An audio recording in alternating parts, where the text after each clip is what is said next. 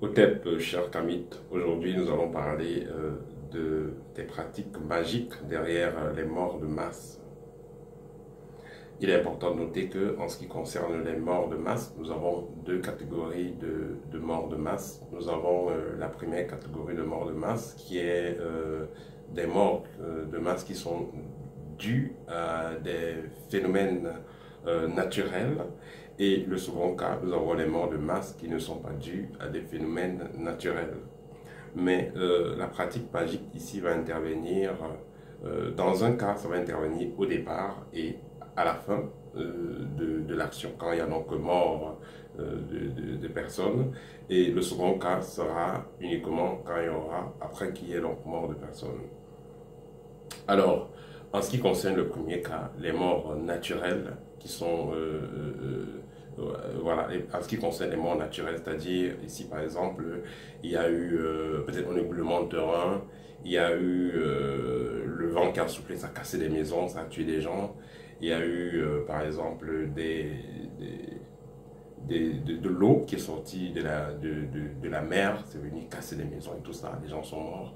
Voilà, donc dans cette première catégorie, ici c'est des phénomènes naturels, mais cependant, il est important de noter que pour un initié, ça ne sera pas vraiment une surprise.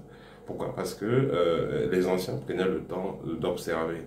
Vous allez voir le grand-père, il s'assoit dans la cour le soir, ou voilà, le parent s'assoit dans la cour le soir. C'est aussi pour observer sa maisonnée, pour voir ce qui se passe, pour observer ce qui se passe. Et comme il observe les choses physiquement, s'il a donc les atouts spirituels, il pourra également observer les choses spirituellement.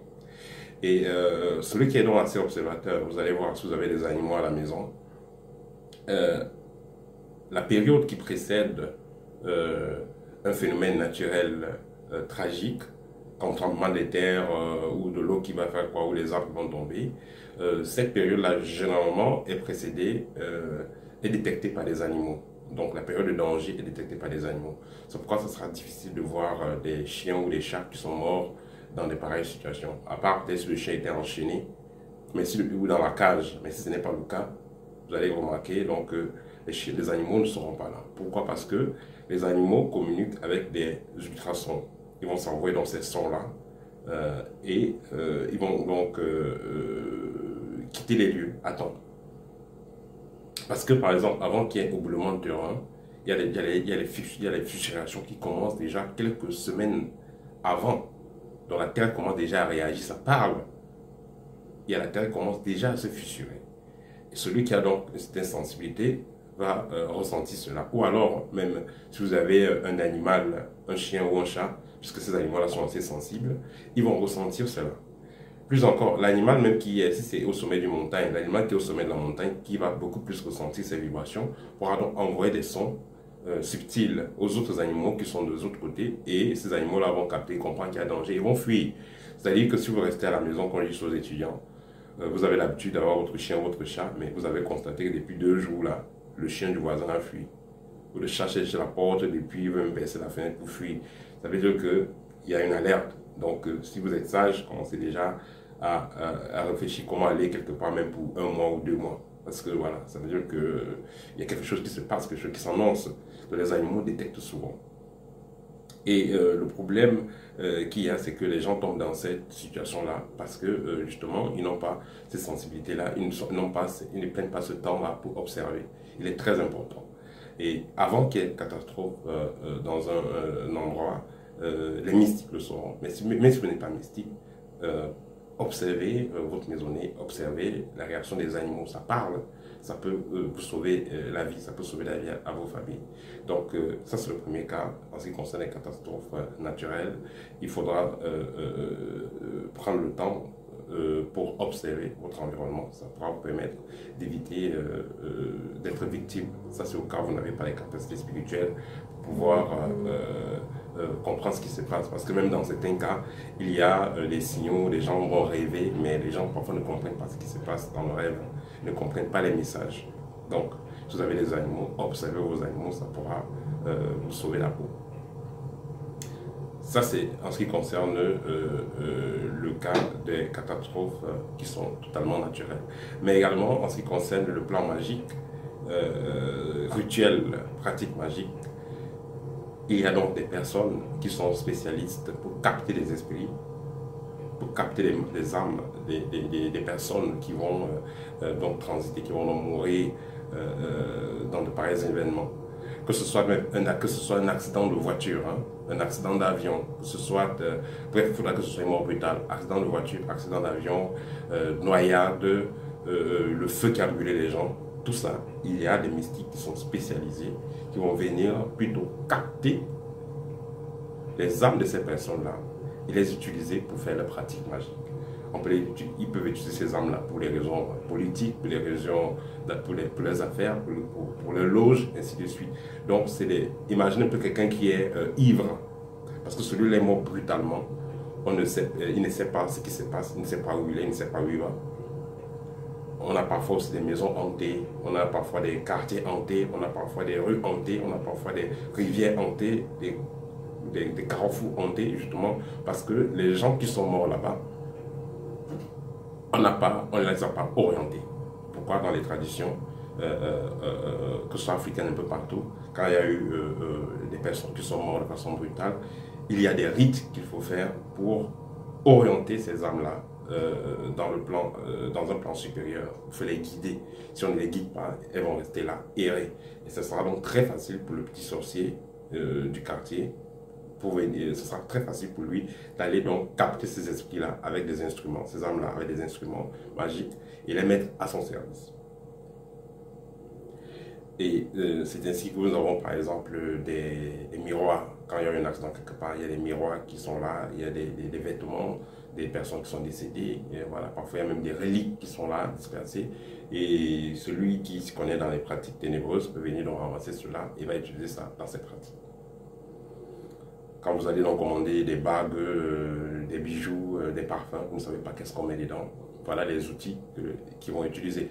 Et ils vendent ça également dans le marché noir, ce qu'ils appellent souvent des pièces de recharge.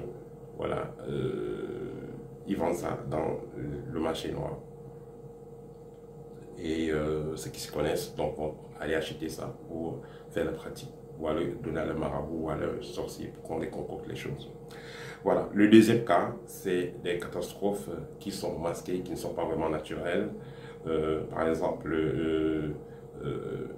il y a des sorciers dans un village qui peuvent décider de couper la route. Les sorciers peuvent décider d'envoyer un voile de nuages sur un bus, voilà, pour que les gens meurent.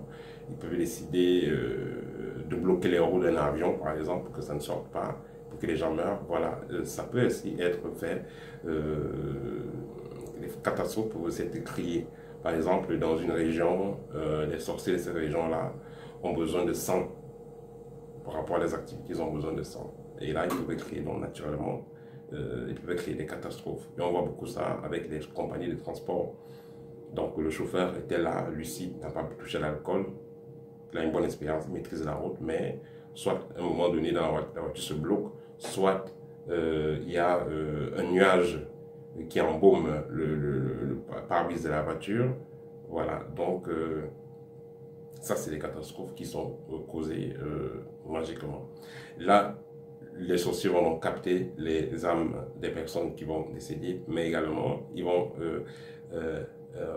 récupérer donc les reliques, les miroirs des voitures cassées, ils vont récupérer le sable même qui est dans une zone où il y a eu des catastrophes naturelles. Il est très important pour certains rites, que ce soit le sable, que ce soit les parties humaines, que ce soit les vêtements, les pièces de vêtements déchirées, que ce soit voilà, des miroirs, tout ça, ils vont récupérer et vont utiliser ça pour faire la concoction magique.